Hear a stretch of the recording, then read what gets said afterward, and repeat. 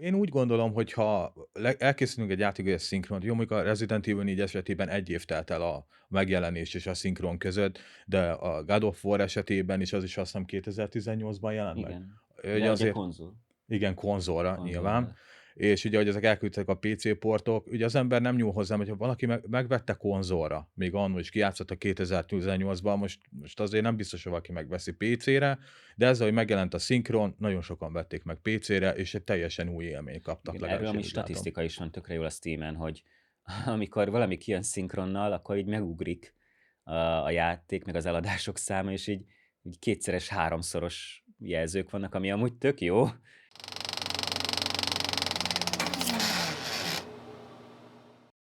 Üdvözöllek titeket a Képkockák legújabb epizódjában. Még mielőtt bemutatnám a vendégeket, szeretném megjegyezni, hogy most már tudtok minket Patreonon támogatni, illetve hogyha lájkkal, kommenttel, vagy egyébként bármilyen videónak a megnézésével támogatnátok, akkor azt is nagyon köszönjük. A mai vendégeink a Szinkronsoroktól Sipka Gábor, üdvözöllek, Sziasztok, én is üdvözöllek. illetve Tóth László. Sziasztok, köszönöm a kívást. Gábor, te vagy a Szinkronsoroknak igazából a szinkron felelőse mondhatni, Igen. te vagy a fordító, a fővágó, hogyha jól tudom, illetve a castingos. Hát igen, én írom a szövegkönyvet, ugye én is vágok, ugye a szerepet osztok, meg rendezem a szinkronokat. Illetve László, neked, hogyha jól emlékszem, akkor te vágsz, illetve még mellette azért a technikai feladatokat Így végzed. van. A programozásba segítek be, meg hát ugye a telepítő, meg egyéb más, ami így belefér így a hétköznapokba.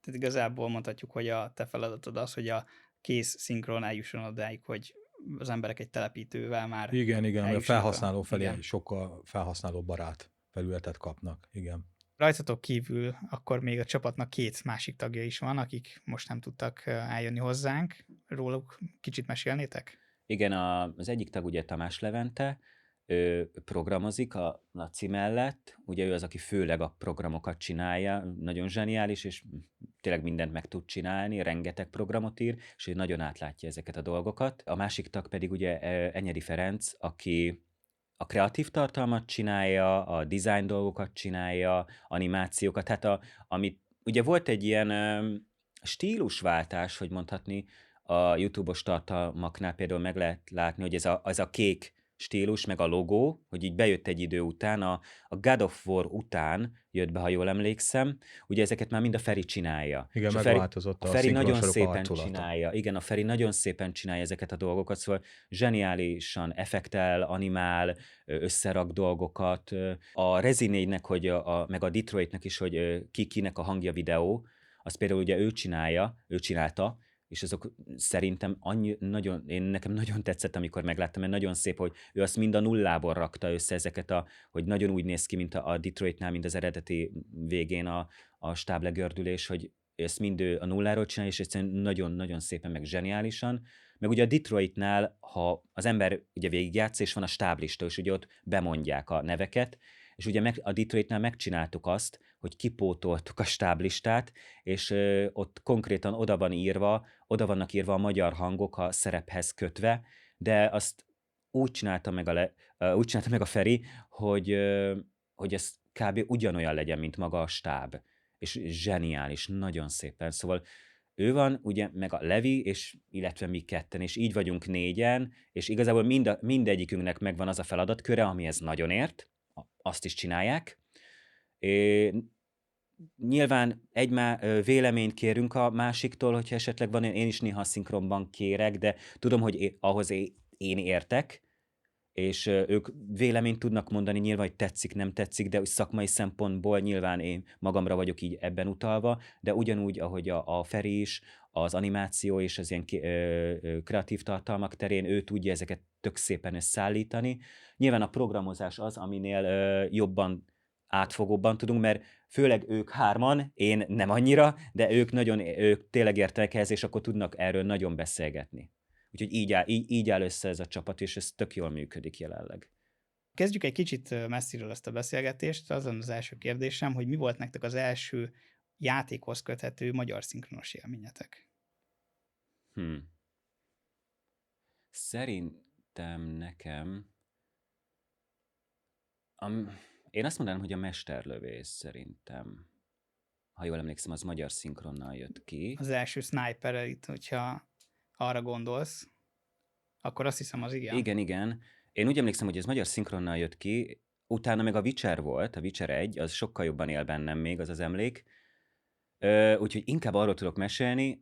Én egyébként tudom, hogy nagyon sokan nem szeretik annak a szinkronját. Én gyerekként imádtam, mert hogy végre magyarul hallottam, és tök jó volt az egész, és minden sutaságával együtt, amikor teljesen más mondott a szinkron, mint ami a feliratban volt, meg ugye vannak ilyen mémek, meg hasonló, de én szerettem azt a játékot így szinkronosan. Nyilván így felnőtt fejjel, így látom már, hogy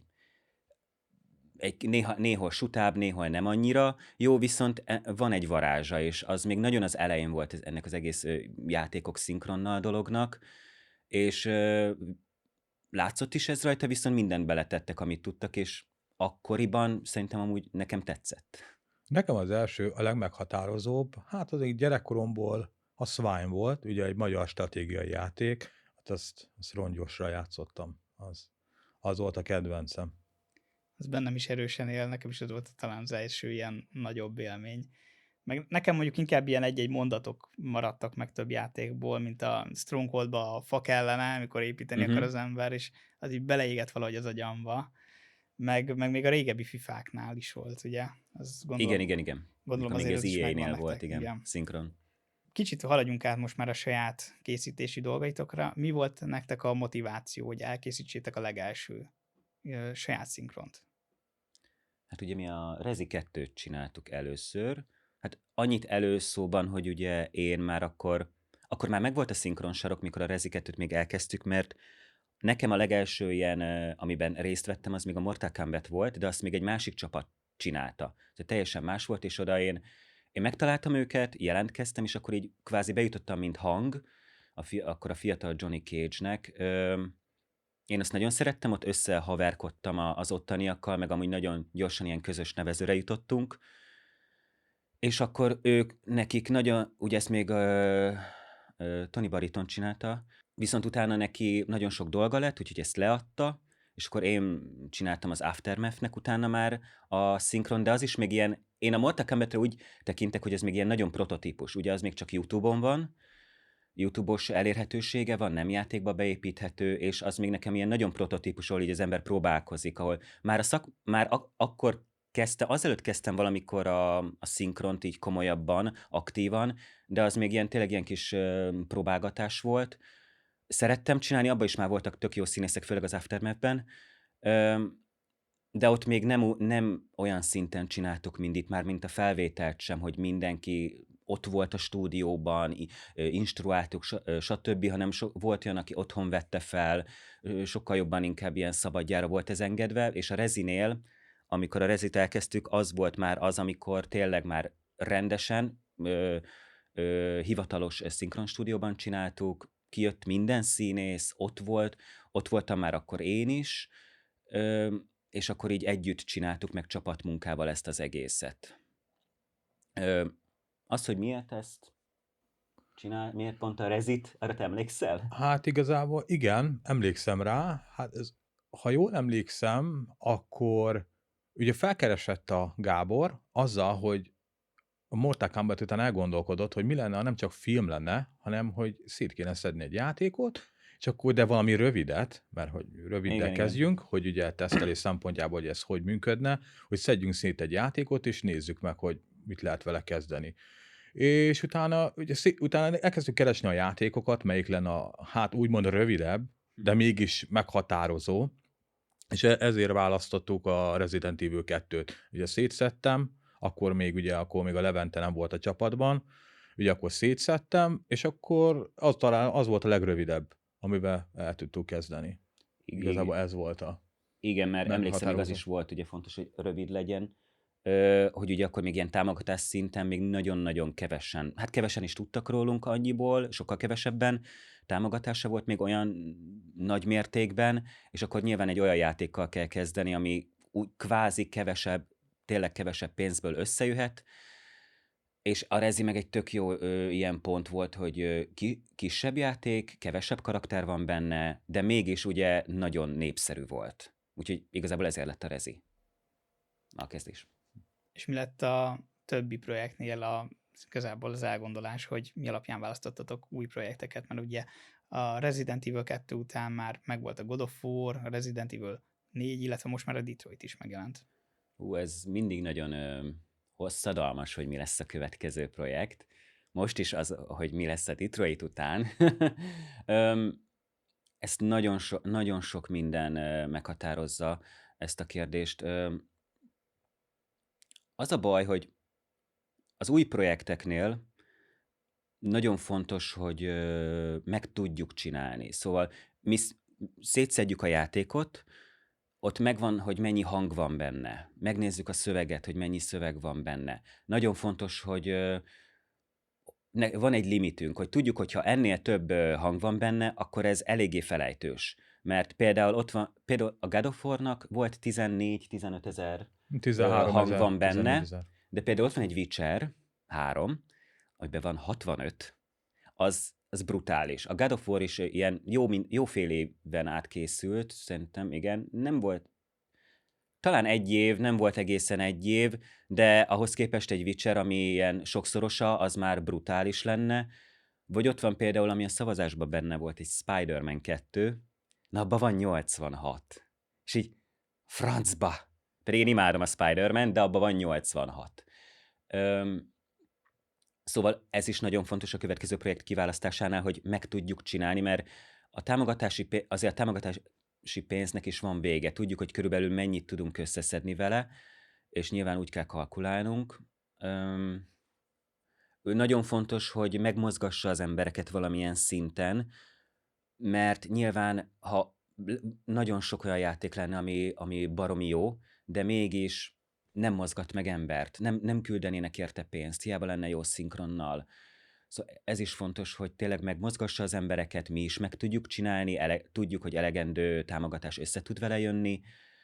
Na meg a technikai háttér, hogy szétszedhető legyen, ki lehessen szedni a hangokat, vissza lehessen a módosítottat rakni, ne omoljon össze.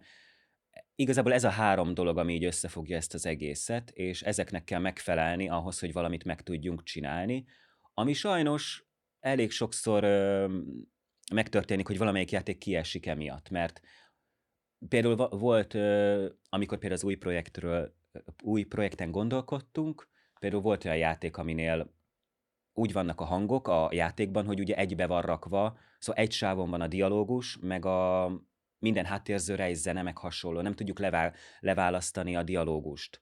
Mert programmal esetleg meg tudnánk, próbálkoztunk, de az sem működik, mert csúnya lesz akkor a háttérzörej. És akkor ilyen az nem lenne minőségi hallani, hogy valami ott nem stimmel a zenével, a háttérzörejjel. Ilyennel nem tudunk dolgozni, sajnos akármennyire is szeretnénk, mert egyszerűen megöli. Itt igazából az a lényege, hogy úgy kell elképzelni, hogy a játékok legyen 80%-ában, ugye ezeket teljesen külön kezelik. A hangsávokat, ugye itt a párbeszédet, vagy az effekteket, vagy a zenéket, ezeket külön kezelik. Viszont előfordul játékokban, ahol ezeket ugye egybe keverik. Nyilván nem a fejlesztők keverik egybe, csak a program, amivel dolgoznak, az a legvégén, mikor a játék elkészül, ugye kifűzik a játékot, akkor ugye ez egybe keverődik. Hát előfordul, és akkor ilyenkor ez kiesik. Igen, ez sajnos alapból kiesik. Bármennyire is lenne jó, mert nem tudunk vele mit kezdeni, csak csúnya háttérhanggal, ami meg nem megoldás. Ugye a Resident Evil esetében, ugye mikor elkészült a Resident Evil 2, és ugye átértünk a God of War-ra, ott ugye, hát oda már kellett segítség. Oda, meg hát csapattagunk lett a Levente, aki egy zseniális programozó, mert azzal, hogy ő bekerült a csapatunkba, hát kitágult a tár, amivel ugye mehetünk, milyen irányba haladhatunk el. Igen, mert a Laci ugye, ő is nagyon jól programoz, de a Levi az ő magas szinten. Szóval igen, nélküle nem tudnánk ilyen szinten csinálni, mert ő tényleg nagyon sokat hozzátesz, a Laci meg besegít neki, amikor valami olyan van, és együtt jönnek rá esetleg dolgokra, és ez így tök jó. Tehát igazából egy igazi csapatmunka így. Igen. Azt akartam kérdezni, hogy most, ahogy megjelent a Detroit, ez volt egyébként a legnehezebb projekt eddig? Én azt mondanám, hogy igen. Igen. A leghosszadalmasabb is. Hát ugye nagyon sok karakter, 450 karakter van abban a játékban, Abból közel 140 ember lett hívva, mint szinkron, és ezt nagyon szépen, hát nagyon hosszadalmas ugye ennyi embert fogadni a stúdióba, felvenni vele, minden jól menjen. Nyilván hát ugye a játékoknál általában van egy nagyon hosszú előkészítési folyamat, amivel én szívok nagyon sokat. Amikor van megvannak, ugye a Levi meg a Laci megcsinálja, ahogy a fájlokból kiszedi, a hangok megvannak, a szöveg megvan, el van rendezve, de nyilván de én írom meg ugye a szövegkönyvet itt, a nulláról, és akkor az egész játéknak meg kell írnom úgy a szövegkönyvét, hogy ezt a színész gyönyörűen meg tudja csinálni, fel tudja olvasni, szinkronizálható állapotban legyen. Ugye a Detroitnál például volt már alapból magyar felirat, ami egy tök jó dolog, viszont ugye ezt az egészet át kell írni szinkronizálható formára, mert az egy nyers fordítás. Úgyhogy, és ugye ez az, hogy megírni az egész szövegkönyvet, és ugye az, hogy pontosan tud, hogy amikor szerepet osztasz, és így 450 karira, pontosan tudni, és nekem, hát kvázi hamar erre szerencsére, mert beleástam magam, de hogy az a 450 karakter, a legkisebb virágárus nő az utcán, meg a androidokból volt, vagy 38 férfi, 38 nő, azt ott vannak a sima férfiak, ott vannak a tüntetők, ott vannak az éjjenzők, szóval így rengetegféle karakter van, és neked pontosan kell tudnod, hogy ki, mikor, hol, miért szólal meg. Mert hogyha nem tudod, akkor felveheted te üresbe, mert megvan a hangfáj, de azt se tudod, hol van, akkor olyan lesz, amilyen. És nyilván jó tudni, hogy hol van pontosan ki, mert akkor olyan hangot rak rá az ember. Mert lehet, hogy csak a háttérben, tényleg ott nagyon a háttérben mond egy jó napot ott, hogy jó napot, hogy van, nagyon tetszik a pulcsia, de hogyha azt egy fekete, testesebb ember mondja, és mondjuk egy 20 éves srác mondja fel, mert hogy tök mindegy, hol van, csak háttérben, és valaki meglátja ezt, akkor az nagyon elüt, az nem jó. Szóval ilyen apróságokra is nagyon kell figyelni egy ilyennél, és a Detroitnál ugye ez is volt, hogy az ember, hogy jelen esetben én, hogy feltérképezzem, hogy pontosan ki, mikor, hol, merre, mit beszél, megcsinálni az összes előkészítési folyamatot, nyilván a szereposztás, aztán ugye az egészet felvenni, az mondjuk a felvétel kvázi a legrövidebb, mert ugye ott gyorsan tudunk haladni, ha jönnek a színészek, akkor kvázi, hát nyilván mindenkivel kidolgozzuk szépen, de az nem olyan, hogy eltart fél évig. Aztán ugye utána még jön a vágási folyamat, ugye, hogy az összes hangot megvágni, ugye azt ketten csináljuk, Igen. aztán még a tesztelési dolgok, az is elhúzódik egy darabig, hogy minden hibát kijavítsunk, és igen, így könnyen el tud telni egy év. A vágási szempontjából ugye én azt hittem, hogy könnyű. Én a Gábortam, hogy rengeteget tanultam, mert ugye mindenki azt hisz, hogy fogod, megvágod, ugyanott szólal, meg fogod, aláteszed, jó, megy, beraktuk a játékba, és szólt a Gábor, hogy Laci, ez nem jó.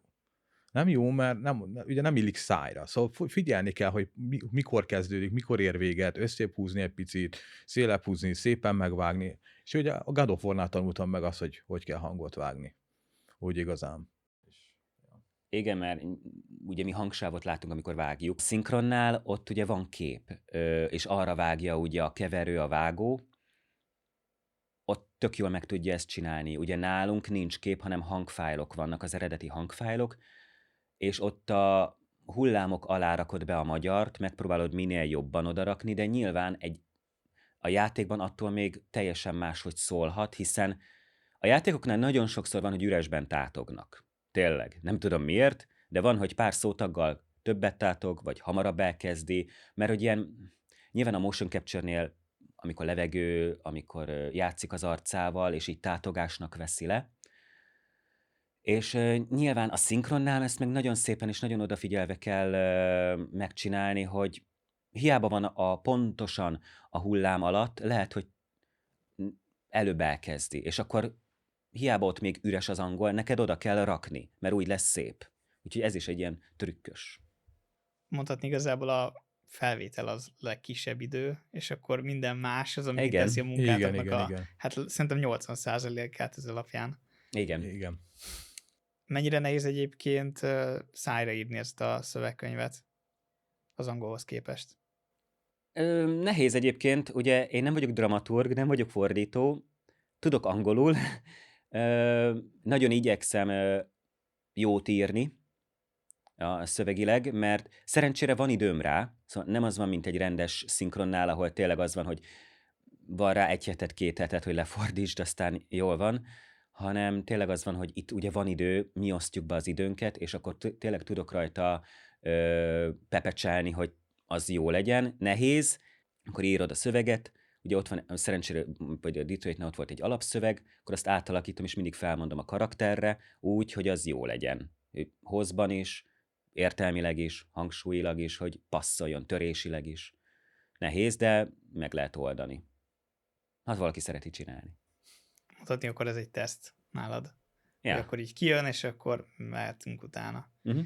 Sokszor igazából felmerül kérdésekben, kommentekben, hogy miért nem Witcher, GTA hasonló kaliberű játékokat szinkronizáltok. Ugye ezt mondtad, hogy elképesztően sok hang, meg azért Igen. játékidőben is rengeteg, tehát még hogyha hangban nem bővülne a játék, még akkor is azért hosszban Persze. óriási lenne. Tehát, hogy el tudnátok mondani, hogy ezek a játékok, amiket megcsináltatok, körülbelül mennyi idő munkaórában viszonyítva, illetve mennyi lenne mondjuk egy, nem tudom, egy GTA 5-öt vagy egy Witcher-t megcsinálni. Csak hogy az emberek, akik ezek mögé nem látnak be, érezhessék azt, hogy mi ez a különbség, amiről beszélünk. Mondjuk, ha maradunk a Detroitnál, ugye a Detroitot akkor kezdtük el jobban, miután befejeztük a Rezi 4-et. Ugye volt egy gyűjtés, nyilván a gyűjtés mindkettőre ment, akkor már bejelentettük, mert tudtuk, hogy meg tudjuk csinálni. De először a Rezit kezdtük el. Én is a Rezit kezdtem el, a szövegét, meg minden egyebét. A Rezi kijött tavasszal, és utána rögtön rámentem a Detroitra. Kvázi nem volt egy év, mire elkészült így ez alapján, de nyilván azért ez is olyan, hogy mennyi szabad ideje van az embernek. Ugye mi szabadidőnkben csináljuk ezt, mindketten dolgozunk mellette, és ezért amennyi szabadidőd van, abba tudod ezt belerakni, közben még van életed, van barátaid, minden más. Én nagyon rápörögtem, hogy mindig, amikor volt időm, akkor ezt tudjam csinálni, és volt egy szint, amit akartam tartani. De hogy igen, egy Detroit, én inkább azt mondanám, hogy akkor így majdnem egy év kellett hozzá. A God of War is ilyen majdnem egy éves volt. És ugye ha az előzőre megyünk vissza, például egy Witcher, az kb. 5-szörös ennek. Nem azt mondom, hogy 5 év lenne, de egy Witchernél ilyen 3-4 év. 4 év szerintem lenne. Mert nem is csak az, hogy megcsinálni az előmunkát, annál a pénz is nagyon beleszámít, mert az nagyon sok, rengeteg hang, és mi mindig figyelünk arra, vagyis én is, mert ugye, amikor a pénzeket kezeli az ember, hogy kit tud hívni, kire mennyi összeg van, stb., mennyi fér bele, hogy próbálok minél korrektebben adni a színészeknek, mert ők érdemlik meg szinte a legjobban, mert ők adják csapatmunkával, megcsináljuk, kijönnek, megtisztelnek, engem megtisztelik a produkciót, hogy részt vesznek benne, és nyilván az ember ilyenkor szereti, hogyha ők is jó szájízzel mennek el, szeretik a munkát, és nyilván ennek a bérét is. De hogy egy Witcher, meg egy GTA az ilyen 3-4 év lenne, és még akkor sem biztos, hogy visszajönne nekünk az a pénz, amit beleölünk, ha mondjuk reményt adnánk, hitelt adnánk az embereknek, hogy úgyis majd bejön a pénz. Ezért nem csináljuk, mert azért 3-4 év alatt kijön egy videójátéknak a következő része. Meg hogyha te bejelented a játékot, és csak 4 év múlva jön ki, addigra úgy ellaposodik a hype.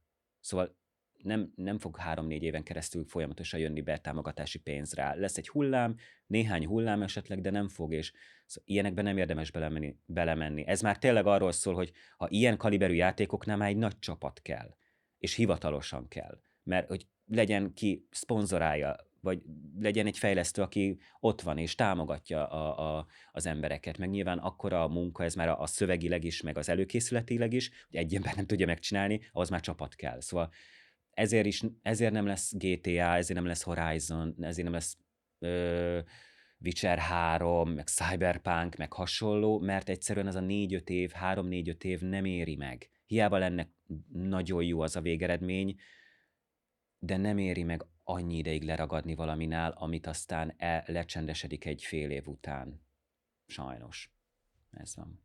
Költségvetésben egyébként nem tudom mennyiről lehet tudni, meg mennyire nyilvános, de hogy nagyjából, hogyha ezeket a projekteket összehasonlítjuk, ugyanígy mondjuk egy GTA-hoz képest, amit össze kéne gyűjteni, tételezzük fel, hogy egy ténylegesen csapattal odarakott projekt, hogy nem mondjuk 5 év legyen, hanem le tudjátok azért ezt kurtítani, mondjuk tegyük föl 2-re, akkor mik ezek az összegek, amikről beszélünk nagyjából? Sok. Sok. Nagyon sok. Sok. Igen. Hát akkor ugye az már egy szintlépés, meg az már teljesen más, hiszen itt ne felejtsük el, hogy mi ugye ingyenes módot adunk ki ezekhez a játékokhoz. Nem a miénk a szellemi tulajdon. Mi csak ingyenesen adjuk, mi nem is kapunk ebből semmit, mert ugye a támogatási pénzt mi nem rakjuk el, szóval tényleg semmit nem rakunk el, minden a színészeknek megy, a stúdiónak megy, akik nélkül nem tud létrejönni. Mi ezt tényleg hobbiból a szabadidőnkbe csináljuk, és ingyen is adjuk, mert nem lehet, pénzt ezért nem kérhetünk, hisz nem a miénk hivatalosan. Hiába tudnak róla egyébként, hogy készül, például a God of War-nál, vagy a Detroitnál, hogy például hogy a Sony tud róla, hogy készül, de nem kérhetünk hogy nem kérhetünk emiatt pénzt, de egy ilyennél, amikor már embereket fel kell venned, mert nem fognak ingyen dolgozni, nem is várja el az ember, hogy ingyen dolgoz, hiszen mindenkinek van élete, munkája, ingyen ne dolgoz. Fizetni kéne, rendesen embereket felvenni, meg minden, az már egy teljesen más szint, az már olyan szintű vállalkozás, növekedés, minden egyéb, hogy az már ebben nem fér bele. Az már tényleg úgy van, hogy hivatalosra kell tenni, ami ugye utólag meg nem nagyon lehet. Úgyhogy ez így nem működik. Akármennyire is akarod, nem lesz GTA, vagy Horizon, mert nem lehet fan szinten megcsinálni.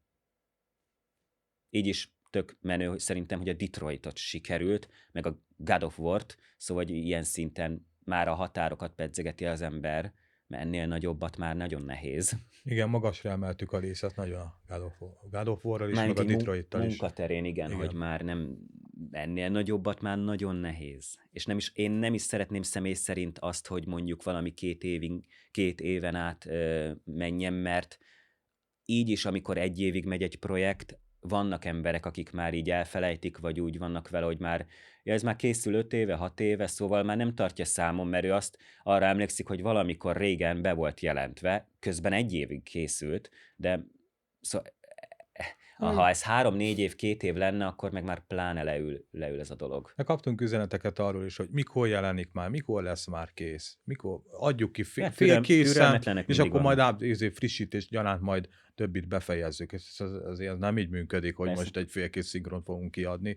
De igen, az emberek a Detroitnál nagyon izgatottak voltak, nagyon várták, rengeteg üzenetet kaptunk, mikor lesz már kész. És ott már ugye a Gábor azért írt, hogy azért van család, azért vannak barátok, ugye Ugye ez is olyan, hogy valaki tök kultúráltan kérdezi meg, és ezzel nincs semmi baj, mert nyilván az ember kíváncsi, rákérdez, eltelik, mit tudom én, 2 hónap vagy 3 hónap, és így néha üzen. Ezzel semmi gond nincs. Csak nyilván van olyan, amikor valaki számon kérően kérdezi, hogy igazán már kész lehetne. És ezzel az ember nem tud mit kezdeni.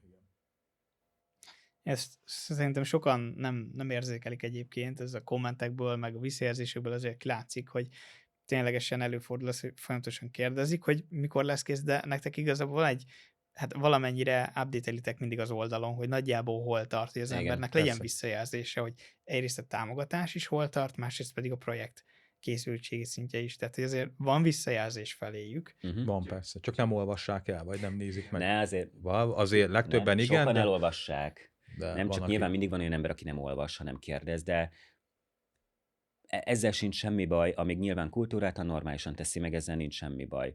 De igen, a fő weboldalunkat aránylag ott kevésbé frissítjük, ott a hírekből is azok mennek ki, amik a legfontosabbak. A százalékmérő csíkok azok szoktak frissülni. Nyilván főleg a Facebook meg a Discord az, ami állandóan frissül, ugye minden apró hírrel, meg a TikTokra a videók.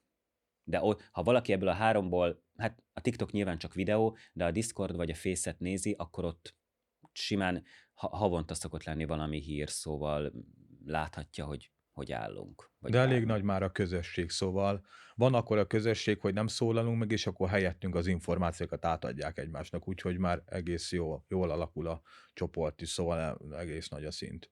Már akkora szintre emeltétek ezt a projektet, meg az embereknek is annyira tetszik minden munkátok, hogy valószínűleg ebből fakad az, hogy annyira várják, hogy jöjjön már, legyen már, mert nem bírják kivárni ezt az 1 évet. És ez amúgy ez tök jó, szóval nagyon jó érzés, amikor ennyire várják az emberek.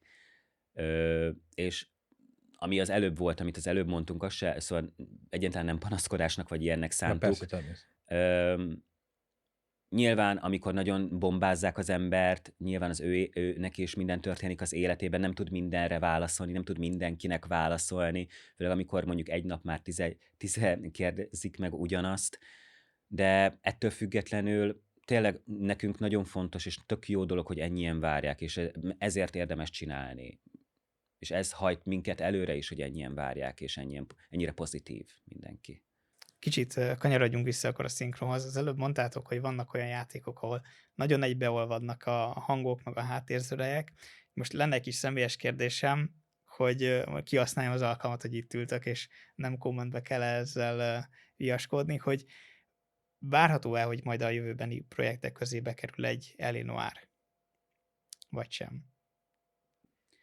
Erre azt mondom, hogy nem gondoltunk erre. Nem gondoltunk rá. De bekerülhetne alapvetően? Nem tudom. Nem tudom, hogy milyen hosszú a játék, nem emlékszem. Valószínűleg játszottam vele, de nem emlékszem, hogy milyen hosszú. Csak mert ahhoz van egy, hát nem hivatalos, de magyar fordítás, és azon gondolkodtam el, hogy hát amennyire én emlékszem, nem sokkal hosszabb, mint a Detroit. És ebből jött föl nekem ez a kérdés otthon, amikor írtam össze a kérdéseket, megnéztem a projekteket, a 2024-es ugye választós videótokból, hogy milyen projektek vannak felírva, hogy ott például a Mafiának a legújabb része volt, ami hát most már nem sokáig lesz a legújabb, hiszen idén jön egy új játékuk, és hosszban azért nagyjából ezekhez lehetne viszonyítani. De az Elinor mégis egy olyan szerintem kiemelkedő játék, ráadásul ugyanúgy a Detroithoz hasonlóan különböző útvonalak vannak igazából, hogyha így mondjuk, amik miatt azért jelentősen megnő a szinkronnak a hossza.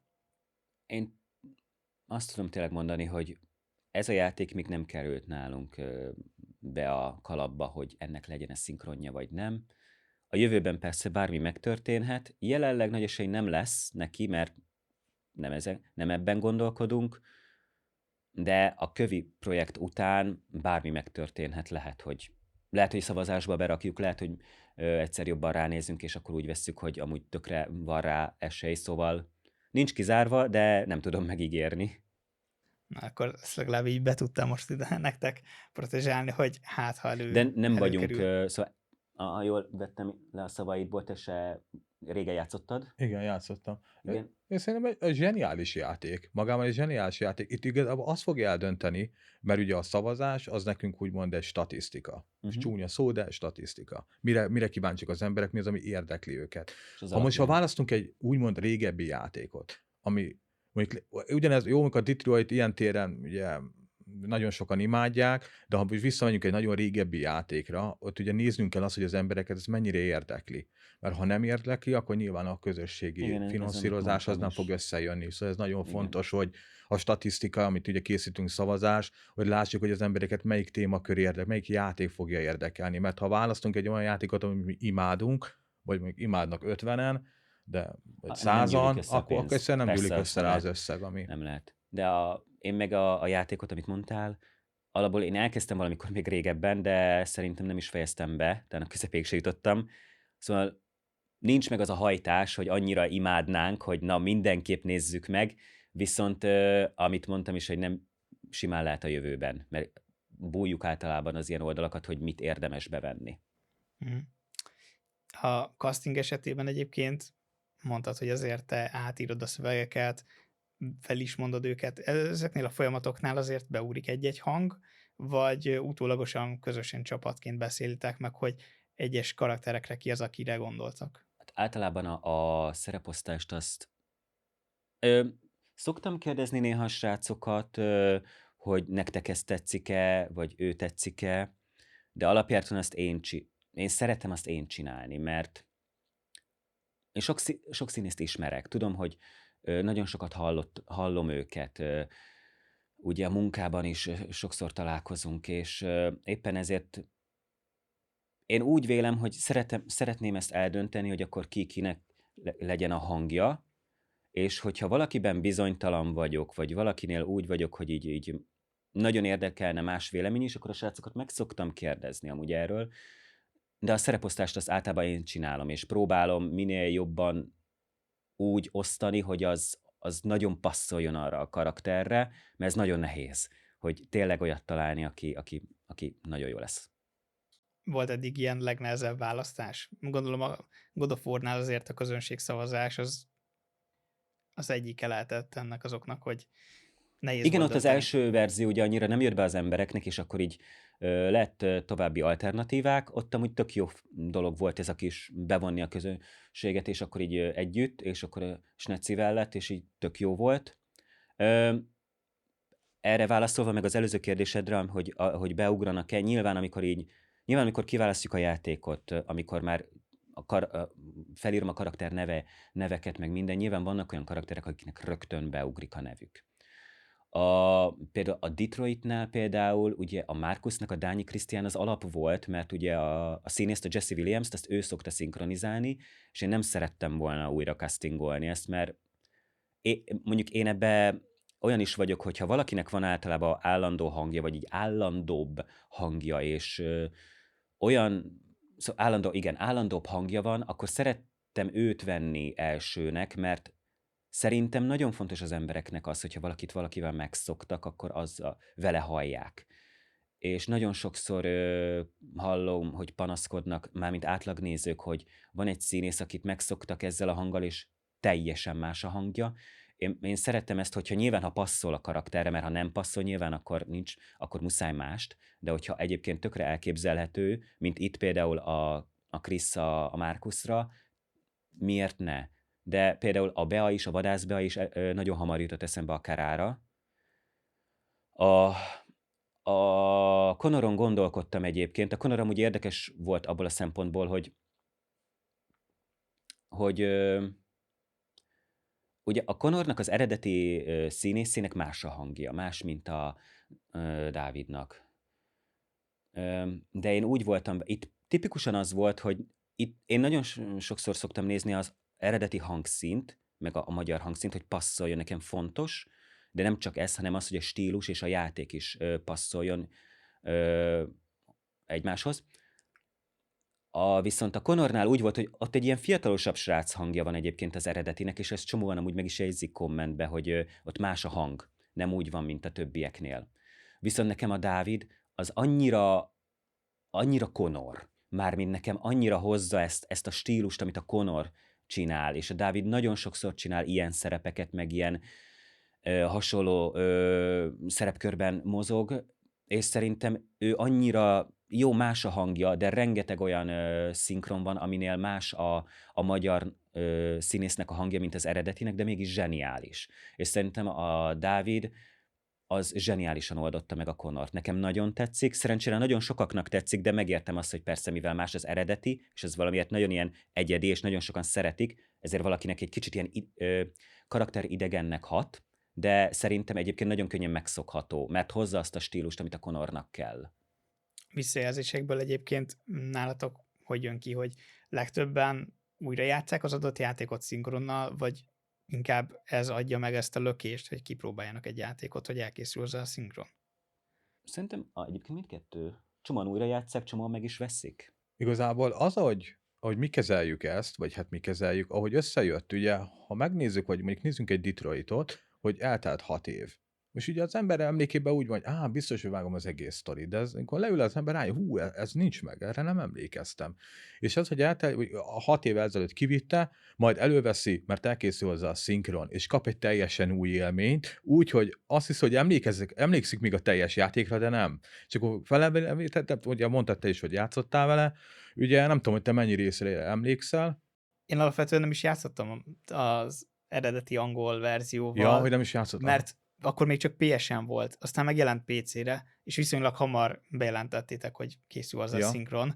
Úgyhogy úgy voltam vele, hogy már beszereztem a játékot, félig meddig már így fejben elköltöttem az összeget, aztán bejelentettétek, és akkor mondom, jó, ezt megveszem, szépen félrerakom, és akkor amikor megjön a szinkron, akkor Mhm. rápróbálok a játékra. Szóval én úgy gondolom, hogy ha elkészítünk egy játékot, egy szinkront, jó, mondjuk a Resident Evil 4 esetében 1 év telt el a megjelenés és a szinkron között, de a God of War esetében is az is azt hiszem 2018-ban jelent meg. Igen. Ugye De ugye azért konzol.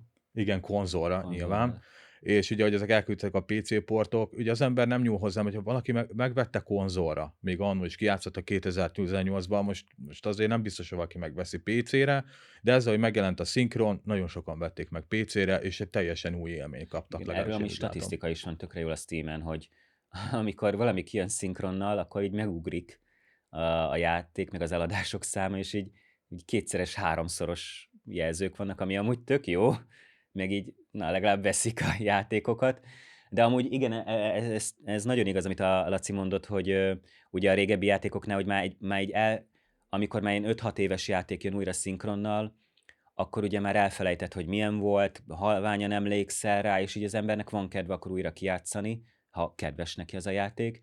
Meg van nyilván az a réteg is, aki amúgy nem is játszott ezzel a játékkal, de hogy van szinkron, így rá felfigyelt rá, és akkor na, kijátsza. Úgyhogy mindkettő amúgy elég erős, és sokan nyomják. Itt akkor jegyezzük is meg egyébként sokaknak, mert vannak, akik nem tudják követni, hogy konzolra nem tudjátok megjelentetni ezeket a Nem. szoftvereket, a telepítőket, hiszen csak PC-vel kompatibilis, illetve most már, ahogy néztem, Steam Deckre is meg tudtátok oldani. Igen. Igen. Igen, konzolra sajnos nem lehet. Ez nem miattunk van, hogy mi nem szeretnénk. Mi nagyon szeretnénk, ha konzolon is lenne, mert akkor minél több emberhez eljutna. Viszont a konzolt, ugye a PC-t lehet modolni. Ingyen, normálisan, legálisan lehet modolni. De konzolt nem lehet. A konzolt fel kell törni ahhoz. A PS4 már a PS5 is fel van, ha jól tudom, de az is nagyon ilyen macerás, meg verziószámhoz kötött. A PS4 egy picit már azért jobb állapotban van ilyen téren, viszont fel kell törni, az alapból illegális, alapból a konzolgyártók azt nagyon ellenzik, nagyon rühellik, és mi nem szeretnénk most így bajba kerülni emiatt, hogy mi népszerűsítsük azt, hogy törjétek fel a konzolt, mert hogy van rá szinkron. Ezzel Nem nagyon meg néznek tudnánk jól. magunkat égetni, és mi ezt nem szeretnénk. Örülünk, hogy PC-n elérhető a dolog, úgyhogy sajnos igen, csak a gyártó gyártó tudja modolni, vagyis frissíteni a konzolon a játékokat. Így ez sajnos jelenleg nem opció. Ez úgy lenne, ha hivatalos lenne a szinkron. Akartam is kérdezni, hogy erre egyébként van törekvésetek, vagy kilátásban, hogy együtt tudjatok működni a már elkészült szinkronokkal akár, hogy valahogy eljutassátok a PlayStation-hoz, és akkor bekerüljenek ezek a szinkronok, vagy azért ez sokkal macerásabb attól, hogy egy egyszerű levelezés útján meglegyen. Egyébként Én nem látok rá. Úgymond a Detroitot is, vagy hozzuk fel most megint a Detroitot, ugye eltelt azért 6 év. És nem éri meg a Sony-nak. Ha a Sony szemszögét nézzük, ő megjelent egy játékot, eltelt 6 év, és te odamész hozzá, hogy fiú, van szinkron, szeretnénk, hogy beletegyétek, oké, felvenni a kapcsolatot a fejlesztőkkel. Az neki megint csak pénz, minden akkor pénz. szólsz a fejlesztőknek, hogy valaki akkor tegye bele a magyar hangokat. Nyilván ott is valaki le fogja ellenőrizni, hogy az Igen. Hát nyilván minden szöveg a helyén van, ugye ott megint embereket kell fizetni. Aki majd a programoz, aki beleteszi a frissítést, és az újra bekerül update-ként a játékba, vagyis legyen az a járóházba, az megint pénz. És ezek akkora összegek, hogy nem biztos, hogy a szinkronban megéri igen, mert neki. nyilván alapból az, hogy utólag van hozzá szinkron, szinkron, szerintem alapból sajnos ez kizárja ezt a dolgot, mert ilyet nem csinálnak. Amit mondtál is, rengeteg pénz.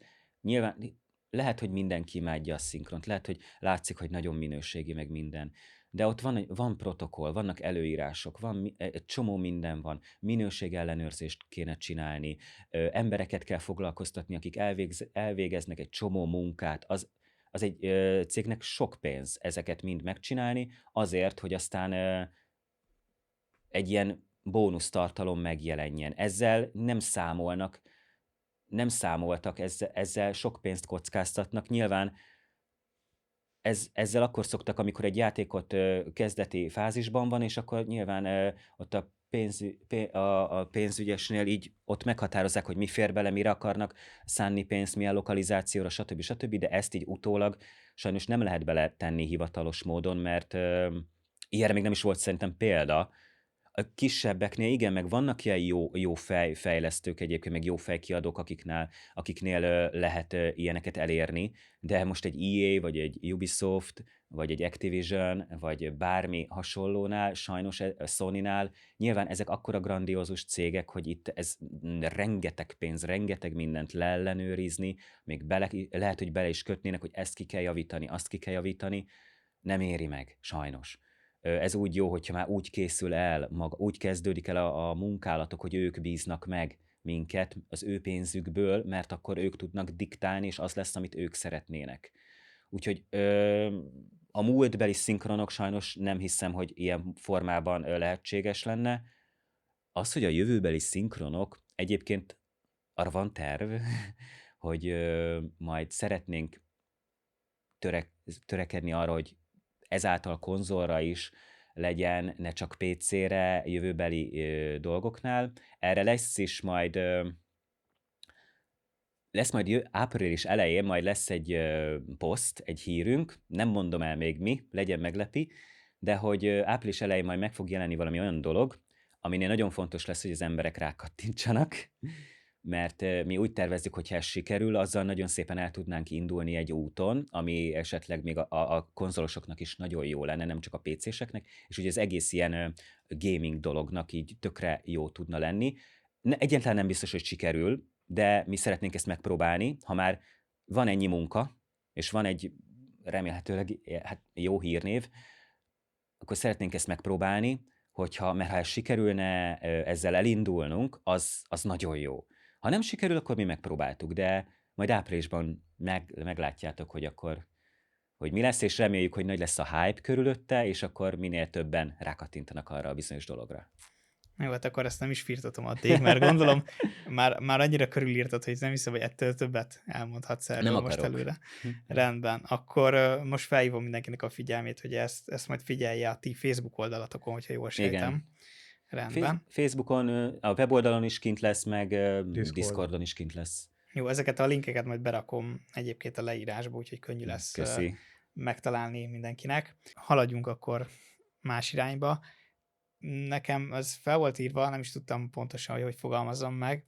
Van nektek olyan külföldi szinkron, amit szoktatok hallgatni, esetleg inspirációnak, vagy tanulási szándékkal, mint mondjuk nekem a Battlefield 1-nek volt a német szinkronja, amit nagyon kedveltem, mert egyszerűen annyival kimagasló a többi szinkron közül, a külföldi szintéren, hogy szerintem abban rengeteget lehet tanulni. Egyrészt munkamorál szinten, másrészt pedig minőségi szinten, hogy nektek van ilyen, amit szoktatok monitorozni, vagy leginkább csak ragaszkodtok az eredetinek a magyarba átviteléhez. Hát én ezzel igazából eddig még nem nagyon gondolkodtam, vagy ennyire még amikor játszottam, ennyire nem gondoltam bele, hogy most ez. Hát, hogyha választani kéne nekem, akkor hát talán a GTA az, amelyik nekem olyan meghatározó volt játék szempontjából. Hát így a slang alapján, ugye a slang miatt is, meg ugye a karakterek felépítésében a GTA 5 volt nekem a legmeghatározóbb talán az angolban. Mármint, hogy a kérdés arra irányul, hogy olyan eredeti, szinkron angol, ami kimagasló volt számomra? Így... Nem feltétlen angol, hanem ugye bármilyen nyelvű. De igen, játékhoz kapcsolódó. Aminek így nagyon... Hát például én imádom a Batman Arkham sorozatoknak a szinkronjait. Az tipikusan egy olyan játék, benne volt egyébként a szavazásban, de az egy olyan játék, ami annyira zseniális angolul, hogy azt magyarra átrakni lehet, és lehet nagyon szépet, nagyon minőségit. De az angol az zseniális. Szóval az külön. És ez nagyon szép, nagyon jó. Van ilyen, amikor így az angol tényleg annyira zseniális, hogy nagyon-nagyon nehéz magyarul azt átadni. De ezt tudnám mondani így játék szempontjából, hogy az például egy nagyon jó szinkron. Ja. Már csak azért is, mert egyébként a nagy projektek között nálatok benn volt a GTA San Andreas. Tehát azért az egy slangben is, meg attitűdben, meg Igen. sok egyéb vonalon is.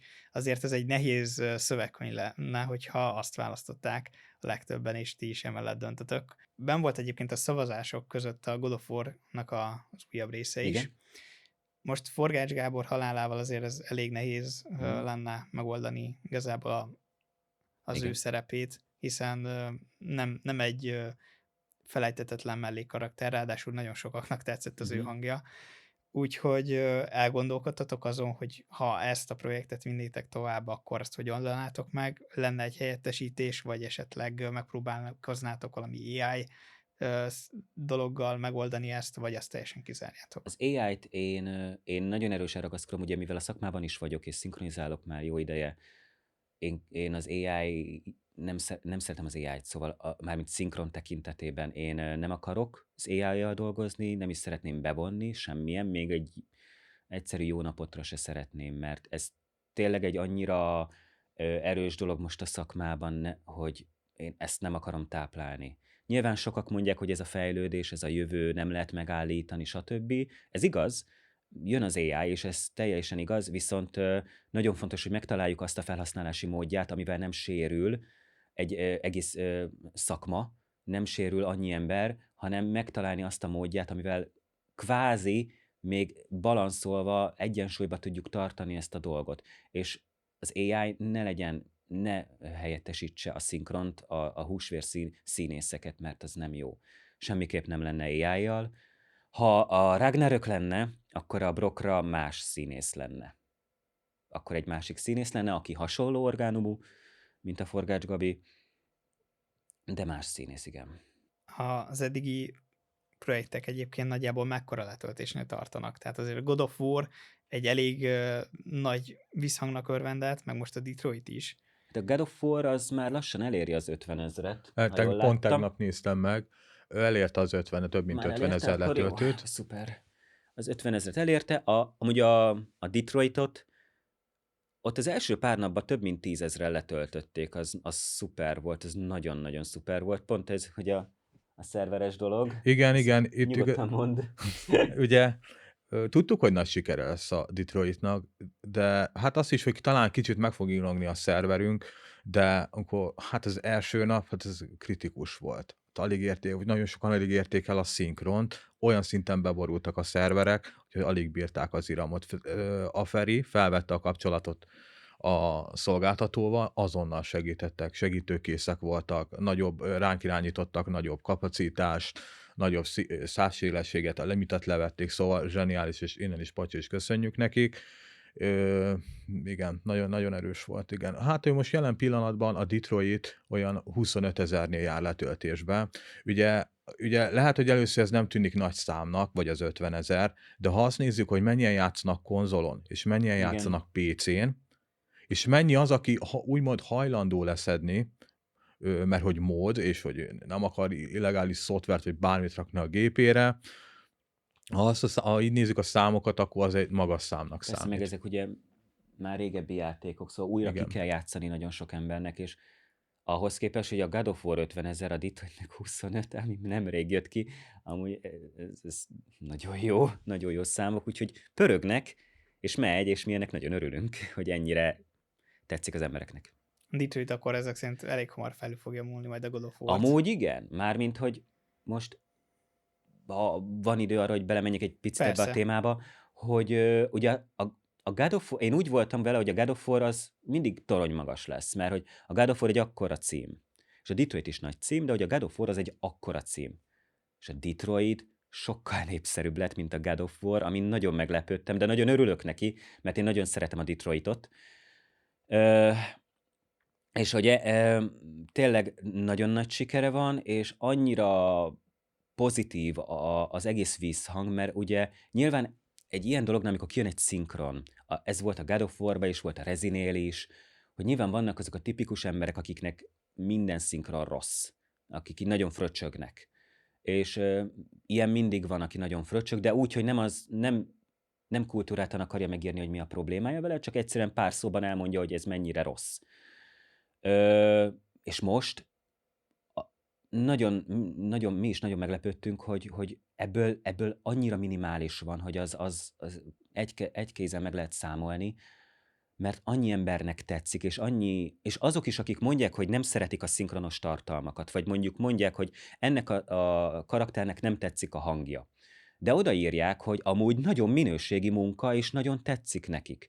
és rengetegen írják, hogy annyira minőségi, meg annyira a régi szinkronokat idéző, meg ilyen nagy szavakkal dobálóznak, ami egyébként így ilyen nagyon léleksimogató dolog, mert akkor így az ember, így mi is, meg én is, aki így rendeztem, így úgy vagyok vele, hogy akkor talán valamit jól csináltam, mert és nem ment kárba az a sok beleölt energia, és hogy nagyon odafigyelek az ilyen minden apró részletre.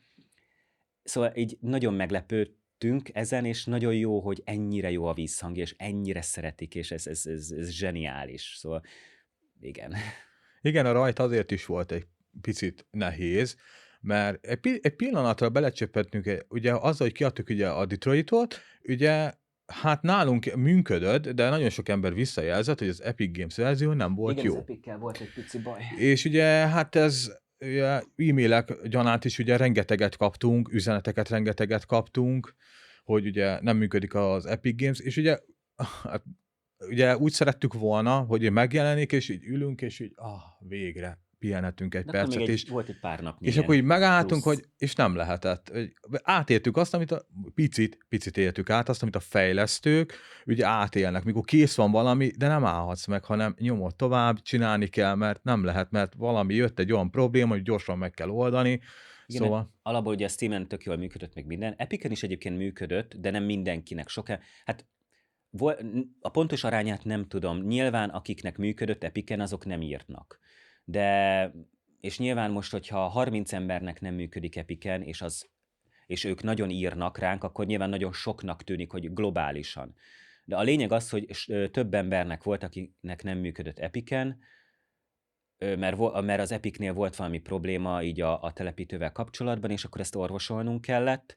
Ezzel nincs semmi baj, mert ezért volt az, hogy kértünk egy-két nap türelmi időt, és igazából szerintem 2 nap múlva? körülbelül Mert igen. másnap még nem, de az azutáni lévő napon már kiadtuk az Epic-es verziót is, és már Epic-en is gyönyörűen működik az egész, csak nyilván pont ez, hogy akkora volt a népszerűség ennek az egésznek, hogy nagyon-nagyon nagy dózisba kaptuk, hogy az Epic-en sokaknak van vele problémája, de ez amúgy egy jó dolog, már nem a probléma, hanem az, hogy ennyien jelezték, mert hogy látszott, hogy mennyire szeretnék ezt, és milyen sok ember.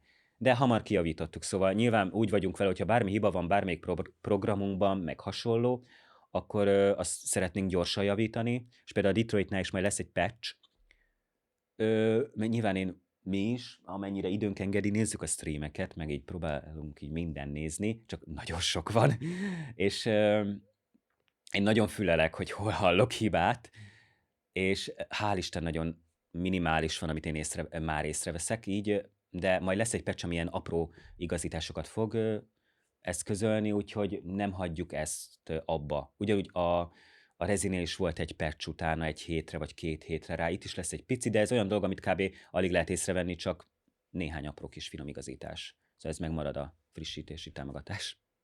Nálam is egyébként, amikor felraktam a Steam-es verziót, akkor a feliratozás az egész főmenünek, az görög volt. Ez Az a nem Steam. a szinkron hibája, ez a Igen. Steamnél volt ez Azt a hiba. kellett egy újraindítási gépnek, Igen. és akkor utána rájött, hogy amúgy minden rendben van. A Steam miatt van, igen, ott az a felirat alapból görögül jelenik meg, amikor ugye nincs semmi mentésed, és utána már át tudod állítani a feliratot, mert ugye bejön Chloe, és akkor már simán lehet, de a Steamnél görög, és ez nem a szinkron hibája.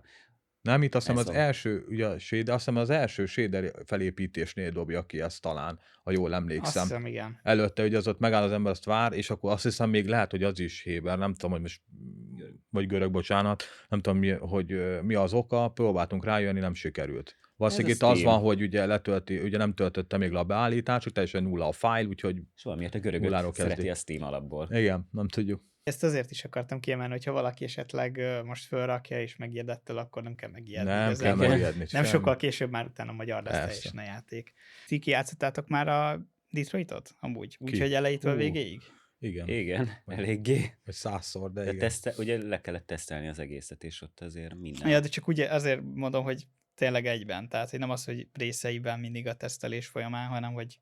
Hát ugye én, amikor Egyben. felvettem a játékot, akkor egybe, ugye amit feltöltöttem. azt Ja, én tényleg vettem azt te fel. csináltad akkor. Azt igen, akkor egybe vittem ki. Jó, néha visszamentem, amikor hogy hogy pár opcióval dúsítsam, Mm.